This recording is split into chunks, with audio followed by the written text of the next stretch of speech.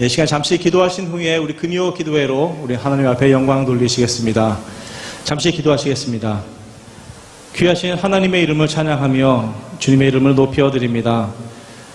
주님이 금요 기도회를 통해서 합심하여 여호와 하나님을 찬양드리기 원합니다. 언제나 감사의 고백이 끊이지 않고 주님께 영광 돌리기 원하옵고 감사드리며 예수님의 이름으로 기도드렸사옵나이다. 아멘.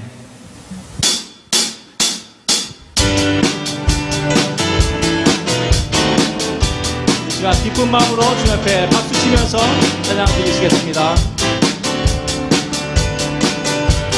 보라새를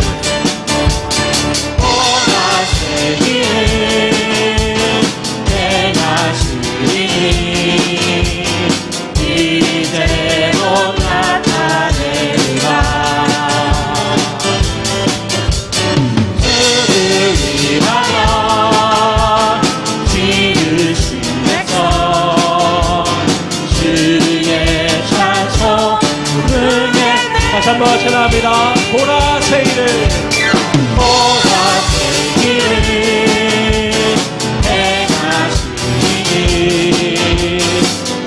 이제도 나타내리라. 주를 위하여 지으신 백성 주의 찬송 부르게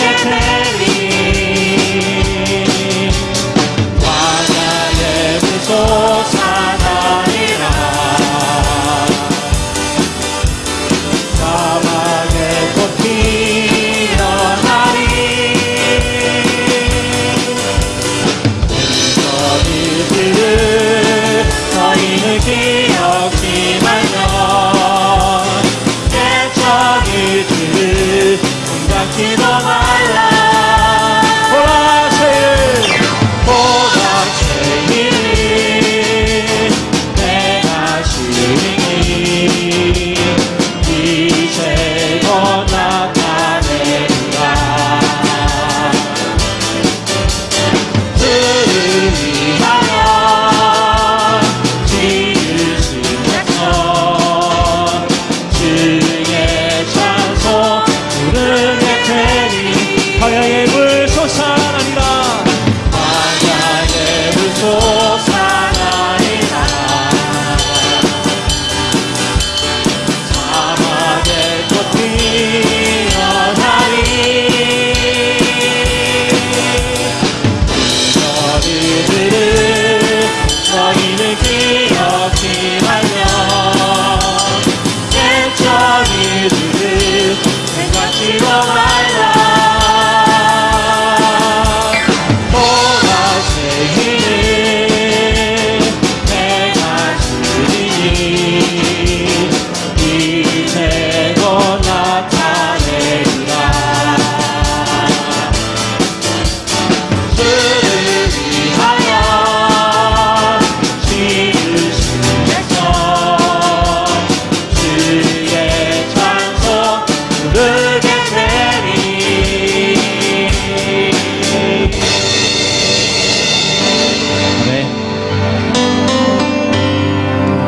온갖 유혹과 시험이 온다 할지라도 우리의 입술은, 우리의 마음은 항상 주님을 찬양드리기 원합니다.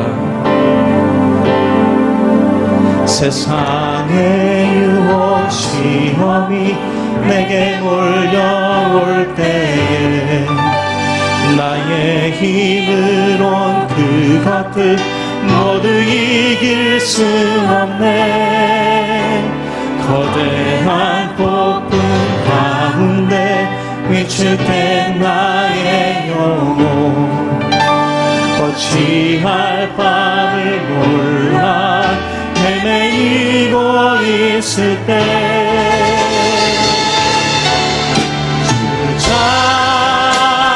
찬양 손을 들고 찬양 전쟁은 나에게 속한 건 아니니 찬양 손을 들고 찬양 전쟁은 하나님께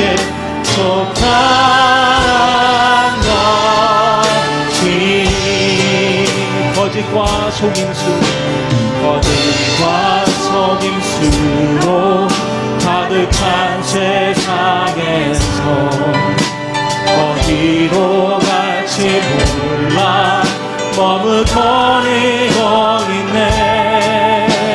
공중의 권세 잡은 자 지금도 우리들은 실패와 절망으로 넘어뜨리려 하네. 주를 찬양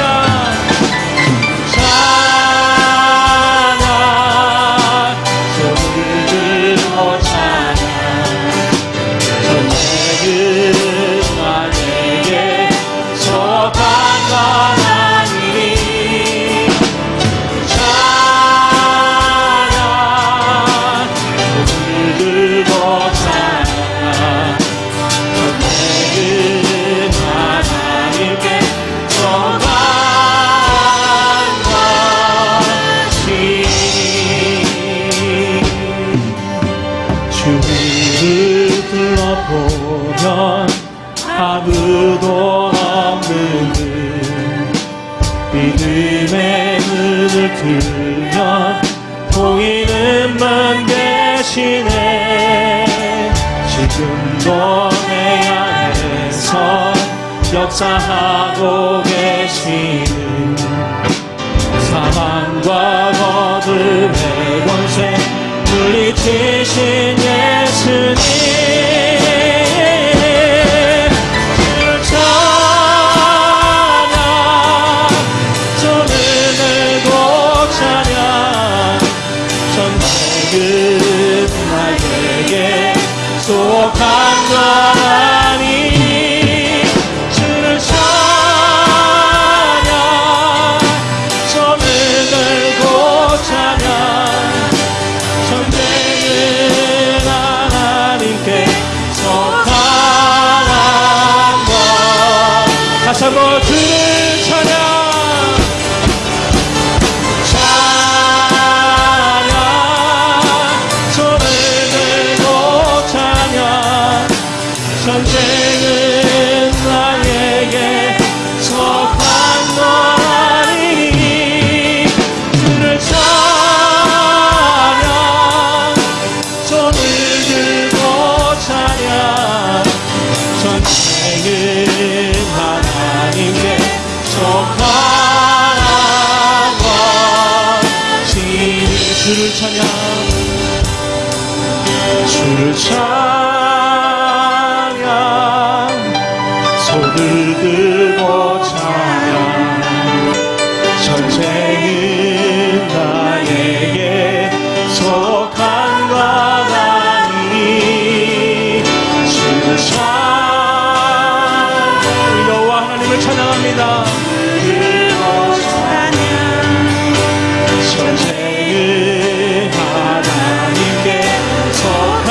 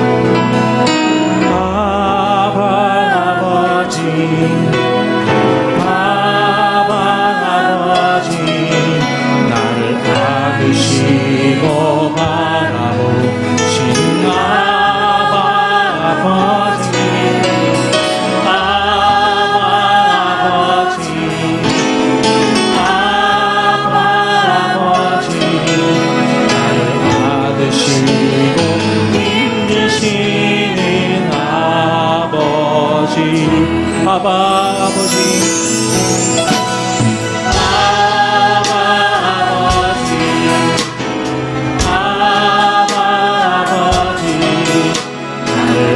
받으시고 바라보시는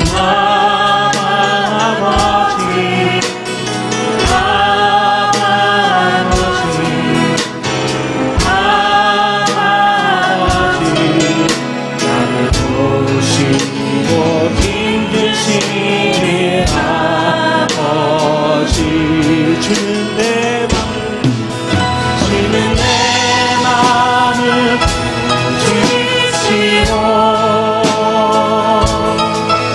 전수 없는 상처 만지시네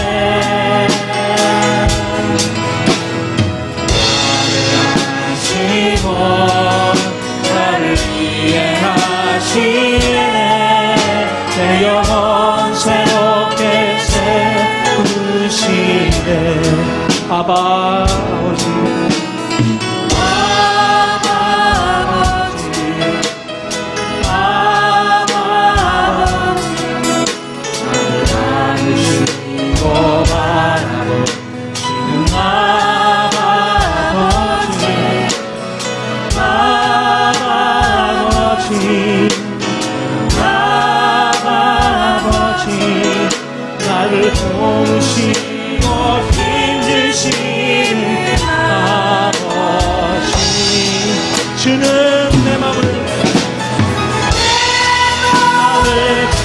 주시고 볼수 없는 상처만 지시네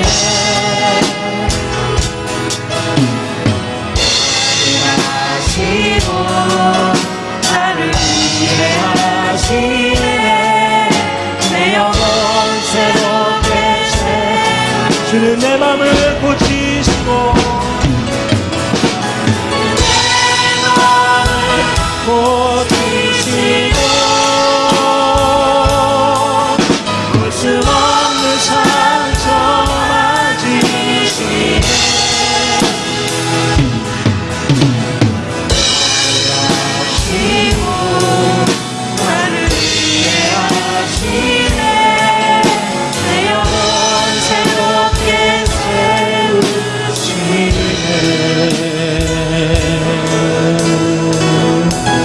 주님은 우리의 요새이시오 우리의 피할 바위시오 우리의 산성이심을 믿으십니까? 그러기 여호와 하나님께서 우리를 위해 쉬지 않고 일하심을 믿으십니까? 우리의 생각보다 더 큰 계획을 갖고 계신 하나님은 이 어려운 순간 한 치 앞도 보이지 않는 상황인데도 상상할 수 없는 일을 계획하심을 믿습니다. 지금의 고통은 잠깐입니다. 이제 우리에게 펼쳐질 하나님의 우리를 향한 계획을 기대하시면서 각자의 소망과 꿈을 갖고 이 시간 기도로 나아가시겠습니다. 아버지 하나님 참으로 감사드립니다. 주님의 위대하심과 주님의 그 높으심을 저희들이 어떻게 다 형용할 수가 있겠습니까? 하늘의 큰 별을 지으시고 이 땅을 만드신 우리 하나님의 그 계획하심을 저희들은 알 수 없사오나 아버지 하나님 그것을 저희들에게 누리게 하셨사오니 아버지 하나님 이 땅에 있는 아버지의 이 흉악한 범죄와 아버지 하나님 역병과 아버지 하나님 이 모든 악한 속에서도 아버지 하나님께서 인가심을 저희들이 믿사오니 주님 저희들 낙심하지 않고 아버지 항상 그 계획하심을 바라보면서 나아갈 수 있는 저희들이 될 수 있도록 주님이 도와여 주시옵소서. 저희들은 연약하여 주님의 계획을 다 알 수 없지만 아버지 하나님 기도하다 보면 아버지 하나님께서 가지고 계신 그 계획을 아버지 하나님 저희들이 알 수 있으리라 믿사오니 주님 이 시간에 쉬지 않고 기도하며 그저 범사에 감사하는 저희들 될 수 있도록 주님 인도하여 주시옵소서. 오로지 주님만을 바라봅니다. 아버지 하나님 이 기도회를 통해서 아버지 하나님 역사하심을 믿는 저희들 될 수 있도록 주님 인도하여 주시옵소서. 아버지 하나님 우리도 감사드리며 예수님의 이름으로 기도드렸사옵나이다. 내 맘을 고치시고 내 마음을 주시고 볼 수 없는 상처 만지시네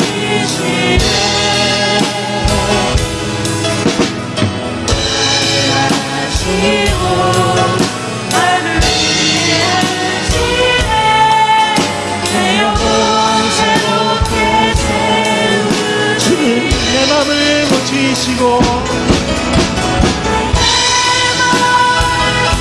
주시고 볼 수 없는 상처 만지시네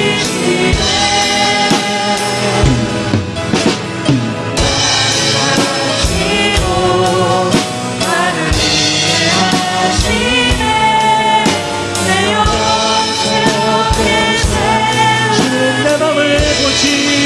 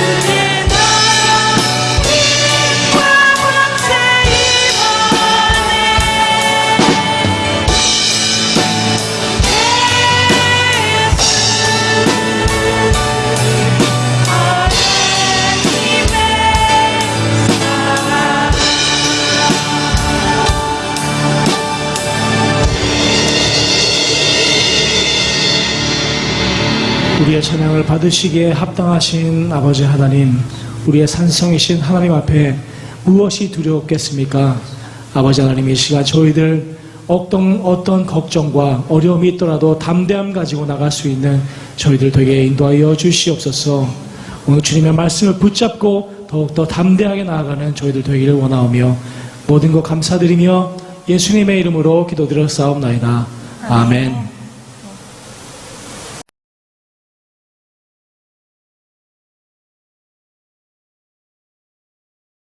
이러므로 하나님의 자녀들과 마귀의 자녀들이 드러나나니 무릇 의를 행하지 아니하는 자나 또는 그 형제를 사랑하지 아니하는 자는 하나님께 속하지 아니하니라. 우리는 서로 사랑할지니 이는 너희가 처음부터 들은 소식이라. 가인같이 하지 말라. 그는 악한 자에게 속하여 그 아우를 죽였으니 어떤 이유로 죽였느냐? 자기의 행위는 악하고 그의 아우의 행위는 의로움이라. 형제들아, 세상이 너희를 미워하여도 이상히 여기지 말라. 우리는 형제를 사랑함으로 사망에서 옮겨 생명으로 들어간 줄을 알거니와 사랑하지 아니하는 자는 사망에 머물러 있느니라. 그 형제를 미워하는 자마다 살인하는 자니 살인하는 자마다 영생이 그 속에 거하지 아니하는 것을 너희가 아느니라. 그가 우리를 위하여 목숨을 버리셨으니 우리가 이로써 사랑을 알고 우리도 형제들을 위하여 목숨을 버리는 것이 마땅하니라.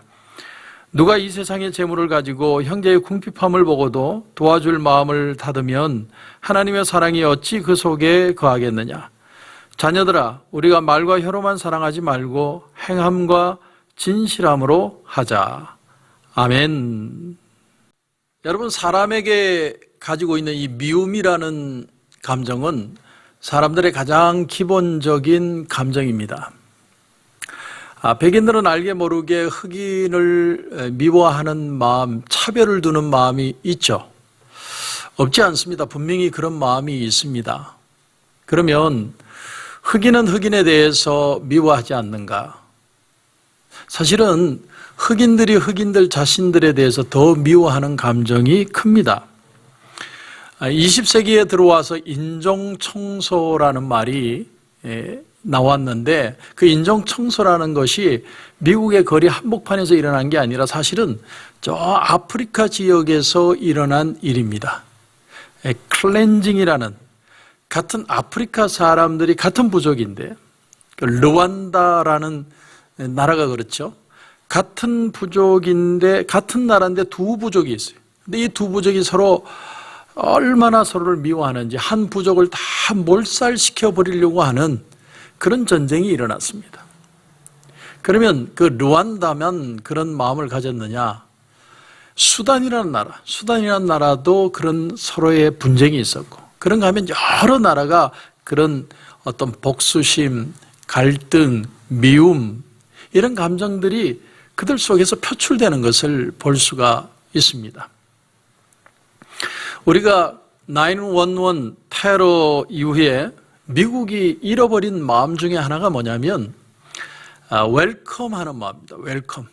누구든지 다 오라는 그 웰컴하는 마음이 사라지고 미움의 감정이 생겨버렸습니다. 미움의 감정. 이슬람이 믿고 보수가 진보를 미워하고 진보가 보수를 미워하고 가진 사람은 가져서 믿고 홈리스들은 루저들이라서 싫고, 그러니까 서로 마음들 속에 나도 모르게 많은 미움들의 마음이 생겼습니다. 최근에 아시안들을 폭행하는 그 사건들을 보면서 물론 옛날에도 그런 일들이 있었다고 하지만 야, 꼴보기 싫으니까 네 나라로 돌아가. 그렇게 직접적으로 대놓고 얘기하는 건 처음인 것 같습니다. 그런 어떤 정말 무작정 싫고 무작정 밉고 무작정 꼴보기 싫은 아시안들이 특히나 중국 사람 또 우리 한국 사람 악착같이 돈 벌어서 참 잘 살게 됐습니다. 그런데 그게 미운 거예요. 제가 폴란드를 몇 년 전에 잠깐 들렸을 때 그 폴란드라는 나라에 그 나치 수용소가 있죠. 근데 그렇게 많은 유대인들을 잔혹하게 살해했는데 그 이유가 뭐냐? 그 폴란드의 박물관을 가보면 그 유대인들이 부자가 돼가지고, 유대인들은 어디 가든 다 그렇게 잘 살잖아요. 부자가 되어가지고 막 자기들끼리 파티를 하고 막 즐기는 그 모습이 사진이 많이 찍혀 있습니다. 그러니까 이 폴란드 사람들 마음속에 이 분노가 생긴 거예요. 지들끼리만 잘 먹고 지들끼리만 잘 살고. 그래서 제가 그 지난 교회에 있을 때도 한 장로님이 이 미국의 연방 공무원이셨는데 그분이 친한 그 독일 사람에게 질문을 했다고 그러더라고요. 왜 니들은 유대인들을 그렇게 미워하냐? 이렇게 물어봤더니 하는 말이 지들끼리만 잘 살아서 그래요. 지들끼리만. 그게 너무 꼴보기 싫더라. 제가 미국으로 오면서 가장 미국에 대한 이미지, 미국은 이런 곳이다라는 걸 한 단어로 표현을 한다면 저는 이 단어라고 생각했어요. Thank you. Thank you. 항상 감사하다는 표현. 그래서 우리 교회 이름도 코로나 땡큐 교회죠. 땡큐. 예, 우리는 감사하는 교회다. 그런데 한 번은 저 동부에서 저에게 이 기자 한 분이 전화가 왔습니다. 목사님, 코로나만 치면 코로나 땡스기빙 철치가 나오는데 둘이가 무슨 연관이 있는 겁니까? 그렇게 전화가 온 거예요.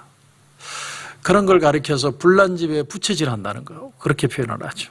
참 기가 막히고 코가 막힐 일이죠. 그런데 사실 우리는 코로나 사태 이전부터 이 땡큐 하는 마음이 많이 사라졌습니다. 왜냐하면 미운 거예요. 이것도 믿고 저것도 믿고 이것도 짜증나고 저것도 짜증나고. 최근에 파악을 집사람과 이렇게 같이 걸으면서 처음에 이 코로나 팬데믹으로 아주 모든 게 금지되었을 때는 모두가 마스크를 끼고 이 파악을 걷는 거 외에는 갈 곳이 없었으니까 그때는 마스크를 끼고 서로 만나는 순간 서로 이렇게 길에서 교차되는 순간 저는 아예 도로로 내려가서 도로로 갔습니다. 그리고 앞에 누군가가 좀 천천히 걸어가면 아예 도로로 내려가서 뛰어가가지고 앞으로 가가지고 걷고 서로 보는 걸 두려워한 거죠. 그런데 최근에는 마스크를 벗고 나니까 이제는 지나가면서 서로 하이 인사를 하는데 너무 그 기분이 좋더라고요. 이게 우리의 원래 모습인데 언제부터 우리는 이렇게 적대시하는 감정들이 생겨났을까? 지난주에는 저희 교회에 이제 대청소를 했죠. 그런데 제가 놀랬던 게 얼마나 세게 일을 하는지 일을 적당히 하면 되는데 정말 세게 일하더라고요. 그래서 나중에는 일을 멈췄어요. 이제 그만하시라고. 그만큼 하면 됐다고. 천장에 무슨 구멍 나겠다고. 얼마나 세게 일을 하는지. 그 열심, 하여튼 우리 교회의 특징 중에 하나는 열심이 특심하다는 거예요. 그런데 일이 끝나고 나서 같이 식사를 하는데 식사가 너무 맛있는 거예요. 저는 어떤 걸 디테일하게 표현하는 걸 좋아하는데 밥이 촉촉하고 반찬이 촉촉해요. 그동안에 무슨 도시락을 시키면 뭐가 이렇게 말랐다는 느낌이 많이 들었는데 그날은 음식이 너무 촉촉한 거예요. 너무 잘 먹었어요. 제가 그래서 권사님한테 가서 땡큐 하다는 말을 직접 가서 말씀을 드렸어요. 너무 맛있게 잘 먹었다고. 그러니까 일도 열심히 하고 밥도 맛있게 먹고. 여러분, 이 미움이라는 건 자기 자신을 지키기 위한 본능에서 나온 분노라고 표현할 수 있습니다. 자기를 지키기 위해서라는 거죠. 여러분, 예를 들면 아주 약한 이 암탉도 개나 고양이가 자기 새끼를 막 해코지하고 물려고 하면 그 암탉이 달려듭니다. 왜냐하면 자기 새끼를 지키기 위해서 하나의 본능으로 나타나는 일이죠. 이처럼 우리에게도 본능이 있어요. 그 본능 중에 하나가 바로 미움이라는 겁니다.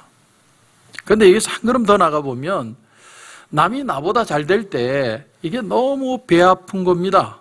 사실은 내가 저렇게 됐어야 되는데 나는 못 되고 저 사람은 잘 된 그게 너무 배 아픈 거예요. 그래서 시기심이 생기고 미움이 생기고. 근데 그 모든 것들이 사실은 잘 되고자 하는 인간의 본성에서 나오는 하나의 본능이라고 하는 것이죠. 저도 이렇게 목사님들을 만나면 아주 가끔 이렇게 비아냥거림을 느낄 때가 있어요. 목사님 교회는 지금 몇 프로나 나와? 우리 교회 75% 나오는데 목사님 교회는 헌금이 줄었어, 늘었어? 그런 얘기를 들어보면 무슨 뜻인지 알죠. 그럼 저는 또 원래 거짓말을 잘 못하니까 우리 교회 반 나옵니다. 그러면 뭔가 얕은 미소 같은 걸 그분에게서 느낄 때가 있어요. 그래서 저는 사람들 만나는 걸 좀 싫어했던 이유가 그런 거였던 것 같아요. 왜냐하면 만나면 서로 시기하고 경쟁하고 질투하고 그런 게 싫었던 것 같아요. 그냥 정말 사랑하고 살기에도 부족한 세상인데 서로 경쟁하고 싸우고 시기하고 그런 게 참 어릴 때부터 보기 싫었던 그런 마음이 있었던 것 같습니다. 그런데 여러분, 우리 신앙인들에게는 또 하나의 미움을 경험하는데 그게 뭐냐면 안 믿는 사람들이 믿는 사람들을 미워하는 겁니다. 그냥 믿는 사람을 보면 싫은 거예요. 괜히 증거 없이 싫은 겁니다. 그냥 꼴 보기 싫은 사람들이에요.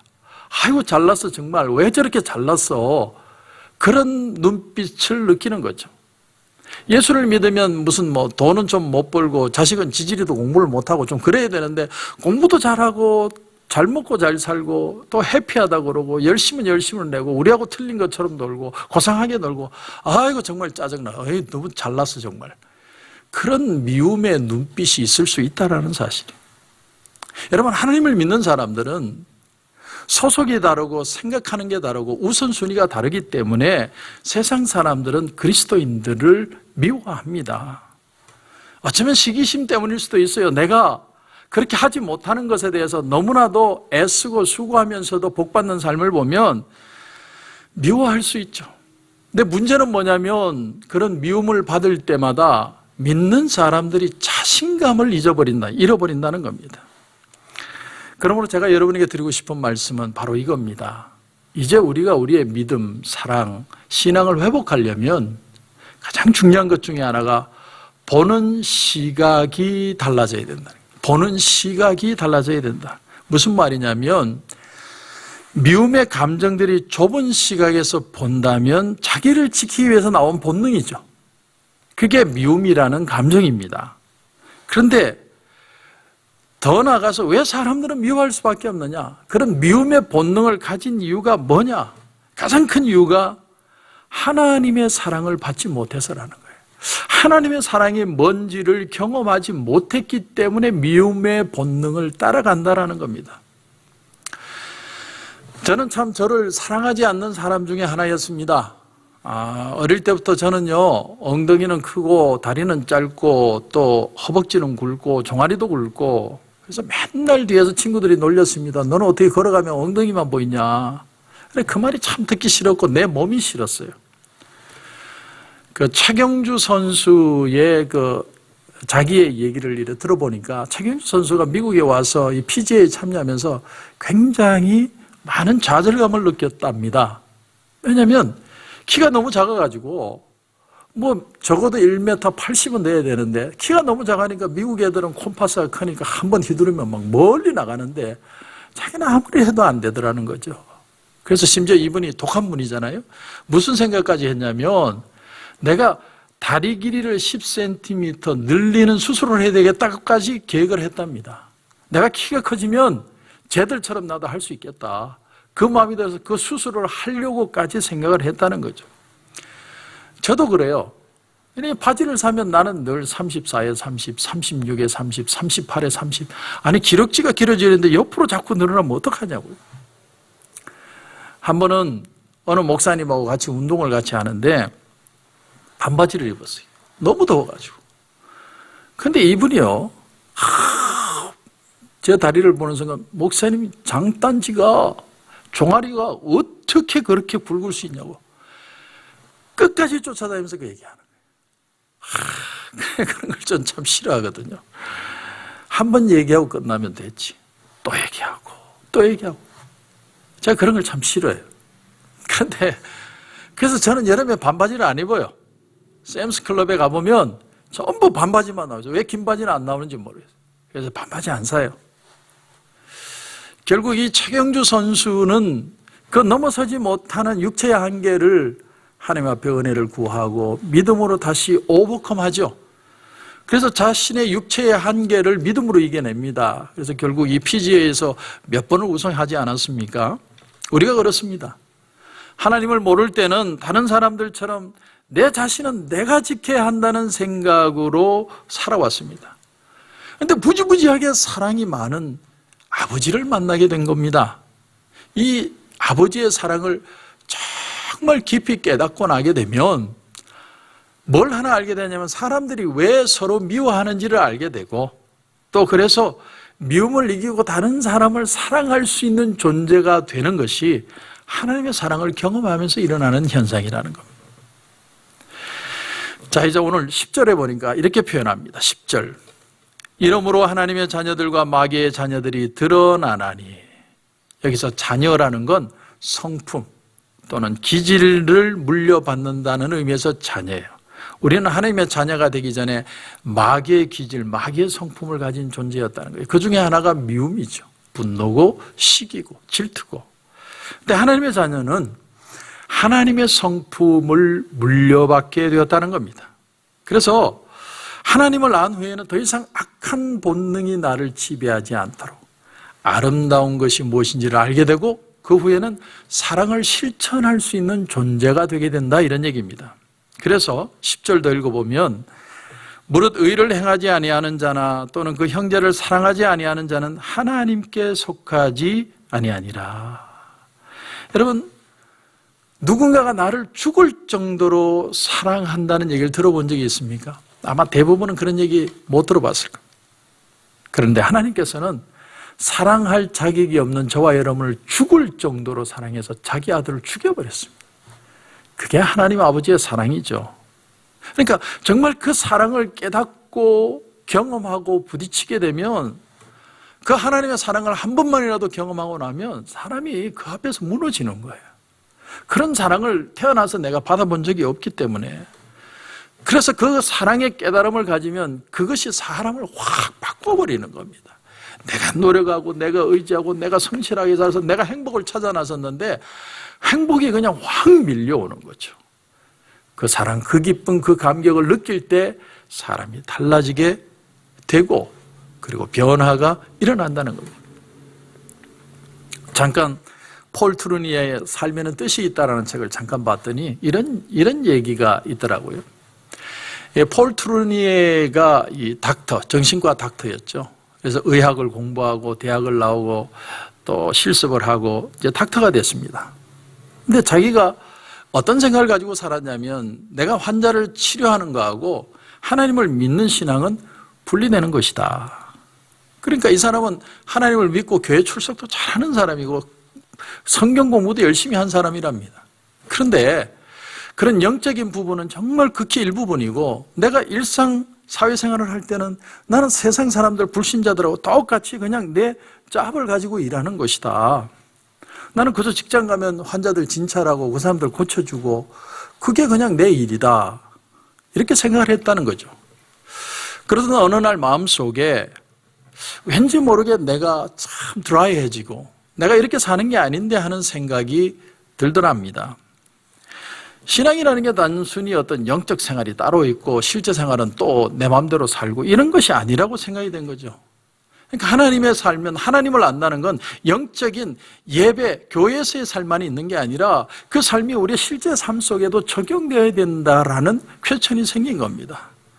그래서 그 생각까지 이른 트루니에가 그럼 어떻게 이 이원론을 극복할까? 내 일상의 삶과 영성은 어떻게 하나가 될 수 있을까? 고민하다가 내가 하나님 앞에 기도를 드려봐야 되겠다. 그런데 침묵의 기도, 하나님의 음성을 듣고자 하는 기도, 하나님 말씀하시면 내가 그 말씀을 따라 움직이겠습니다. 아주 일정한 루틴하게 매일의 시간을 정해놓고 하나님 앞에 기도하기를 시작했다는 겁니다.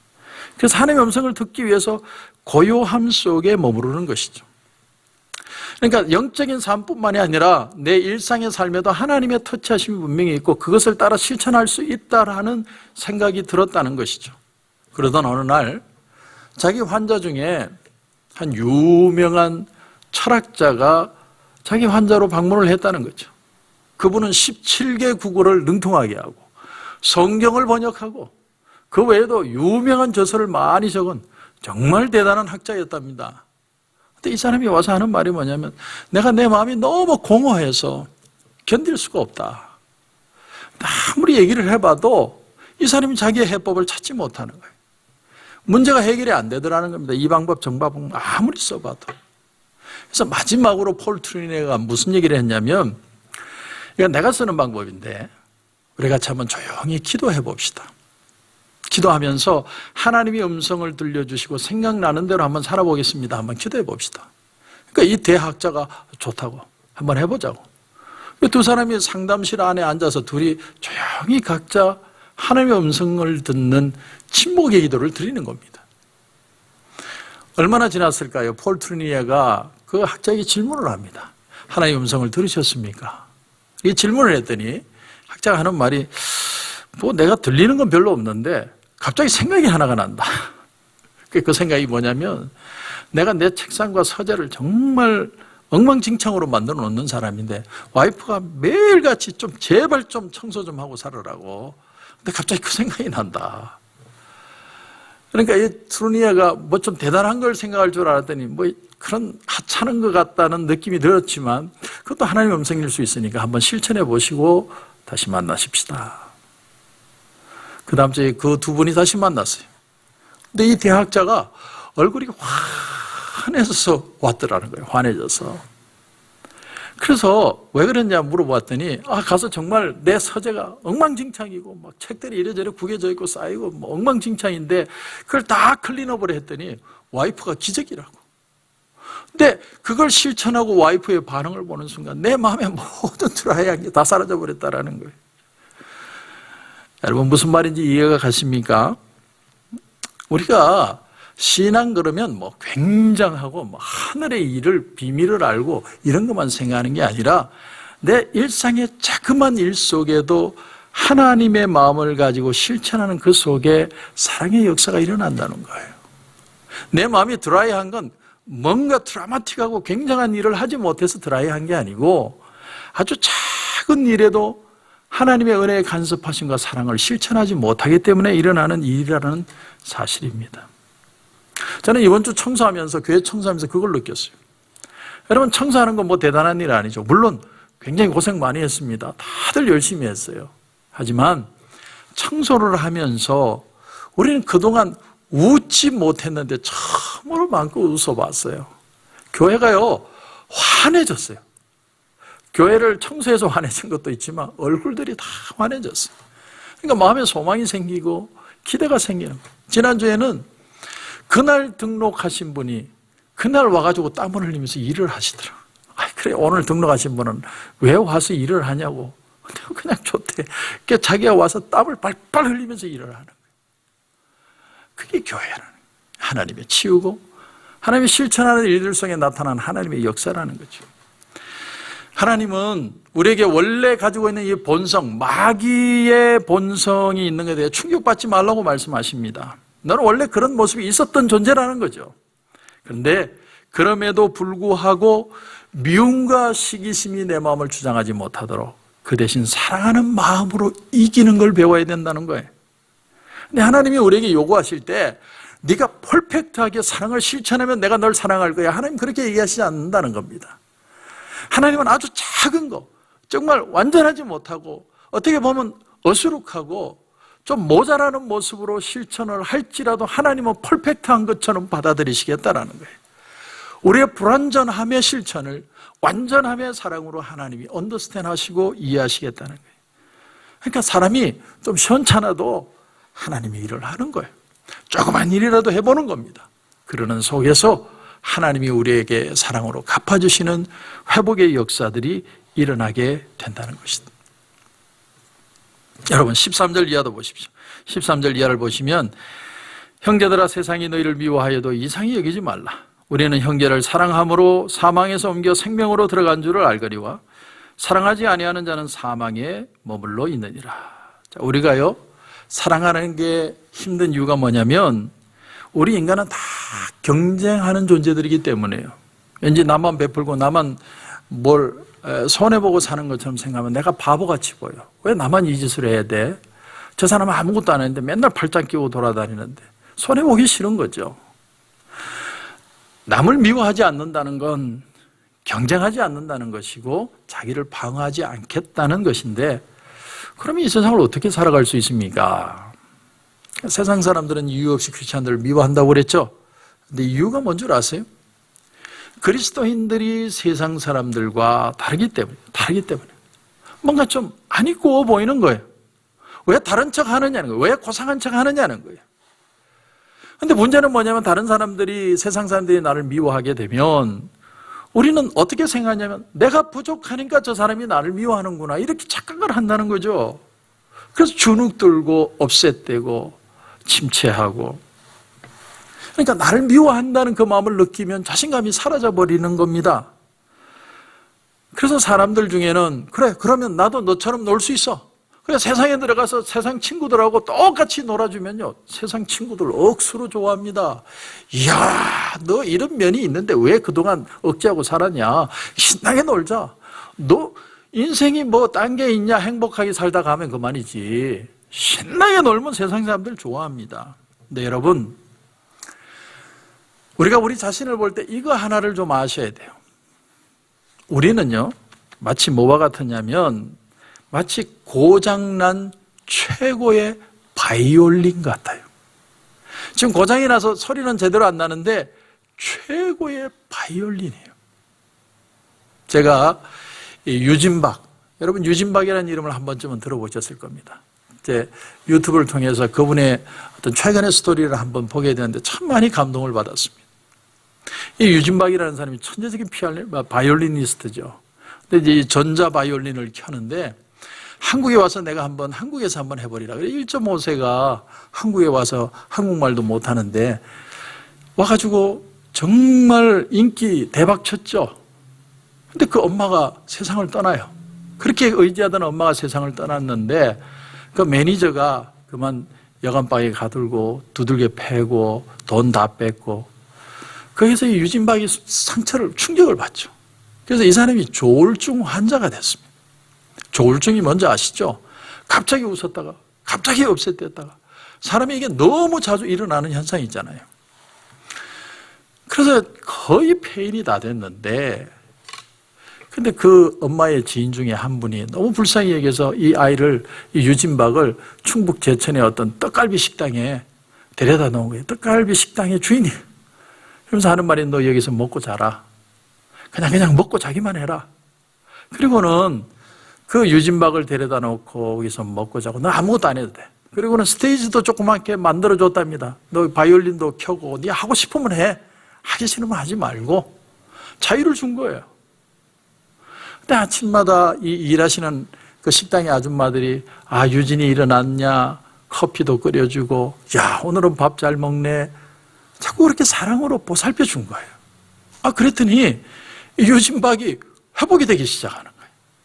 약도 제대로 챙겨 먹고 자꾸 일정한 삶을 살다 보니까 사람이 건강해지기 시작하는 거예요. 그래서 최근에 유진박이 다시 회복되는 모습을 제가 보았습니다. 저는 거기서 뭘 느꼈냐면, 아, 저게 사랑의 힘이구나. 저게 사랑의 힘이구나. 여러분, 오늘 16절에 보시면, 그가 우리를 위하여 목숨을 버리셨으니 우리가 이로써 사랑을 알고 우리도 형제들을 위하여 목숨을 버리는 것이 마땅하니라. 여러분은 자식을 왜 사랑하십니까? 이유가 있습니까? 자식이니까 사랑하지. 말이 필요 없죠. 하나님이 우리를 보실 때도 일방적으로 사랑하고 일방적으로 자기 아들을 죽여서 일방적으로 우리를 사랑하시는 거예요. 그걸 정말 깨닫게 되는 날 사람이 달라지는 거예요. 내가 조금만이라도 어떤 가치가 있어서 하나님이 사랑했다면 우리는 못 배우는데, 못 깨닫는데, 아무 자격도 없는 나를 사랑하신 하나님의 사랑을 깨닫는 날 사람이 무너지는 거예요. 거기서 은혜 받는 겁니다. 예수님이 베드로에게 이런 말씀을 주셨죠. 젊어서는 네가 스스로 띠뛰고 네가 원하는 곳으로 다녔지만 늙어서는 다른 사람이 내게 띠를 띄우고 원치 않는 곳으로 데려가리라. 베드로도 젊어서는 자기가 플랜하고 내가 무언가 잘 살기 위한 방법을 찾아 열심히 뛰어다녔지만, 그러다가 하나님의 사랑을 깨닫는 순간에 남을 위해 자기 계획과 인생을 포기하게 된다는 것이죠. 만일 하나님께서 우리에게 어떤 걸 기대하고 사랑을 하셨다면 아마 그 사랑은 일찌감치 중단되었을 겁니다. 하지만 하나님은 우리를 보시지 않았어요. 하나님은 그분의 신실하심으로 일방적으로 저와 여러분을 사랑해 주신 겁니다. 여러분, 지금은 사랑할 때입니다. 오늘 마지막 시간입니다. 이 사랑할 때입니다. 마지막 시간을 마무리하면서, 사랑은 내가 하는 게 아니에요. 사랑은 하게 되는 것입니다. 여러분, 내 마음이 가랍니까? 내 마음이 너무나 메말라 있고 고독하고 외롭습니까? 하나님의 사랑을 알게 해달라고 기도하십시오. 우리에게 그 침묵이 필요하고 그 기도가 필요합니다. 그러면 하나님이 얼마나 나를 사랑하는지, 내가 얼마나 가치 있는 존재인지를 하나님이 깨닫게 하실 겁니다. 그 사랑을 느끼셔야 돼요. 그러면 누군가를 사랑할 수 있는 사명을 가지게 됩니다. 사랑하는 성도 여러분, 오늘 이 마지막 시간에 하나님 이 사랑을 깊이 알게 하시고 또 이 사랑을 실천하는 기쁘고 행복하고 즐거운 신앙 인생이 되게 하여 주시옵소서. 그런 은혜가 저와 여러분 가운데 넘치시길 주님의 이름으로 축원합니다. 기도드리겠습니다. 하나님 은혜를 감사합니다. 오늘 우리는 미움이라는 주제를 생각해 봤습니다. 사람의 가장 기본적인 본능이 미움이고 시기고 질투인데 하나님이 우리에게 사랑이라는 새로운 본능을 넣어주셔서 새로운 감정을 넣으셔서 하나님의 사랑을 알고 그 사랑을 실천하게 하셨다는 걸 우리가 배웠습니다. 하나님, 지금은 사랑할 때입니다. 우리가 마지막 시간을 지나면서 하나님, 우리가 하나님의 사랑을 다시 한번 깊이 체험하게 하시고 아주 작은 것이라도, 정말 보잘것없는 것이라도 내가 실천하는 삶을 통해 이 기쁨, 이 사랑, 이 감격을 다시 한번 회복하는 역사들 일어나게 하여 주시옵소서. 오늘도 기도하는 가운데 하나님 큰 은혜 주실 줄 믿고 예수님의 이름으로 기도드립니다. 아멘.